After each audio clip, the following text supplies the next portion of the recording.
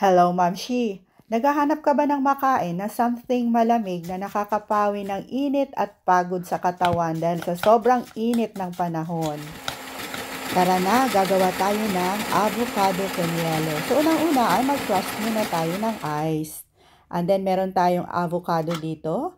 So, dalawa yung kailanganin natin. Ayan. Tanggalan ng buto at i-dice natin yung kanyang laman. Maganda itong avocado na nabili natin. At dito sa isang bowl, maglagay ng isang avocado. So, ilagay natin yung buong avocado. At eto na po yung ginawa nating crushed ice. Pag wala tayong ice crusher, walang problema. Pwede naman ice cubes yung ilalagay natin.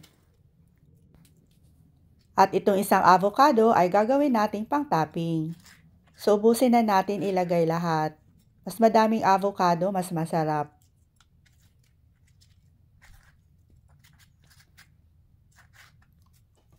At dahil nakukulangan ako ng crushed ice, eto, dagdagan pa natin. Ubusin na natin yung ginawa nating crushed ice. Sayang naman. Ayan.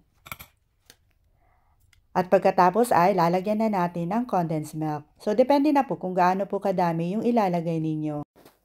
At itry nyo na din po itong gawin mga mamshis. Talagang napakasarap po. Tara, magpalamig muna tayo.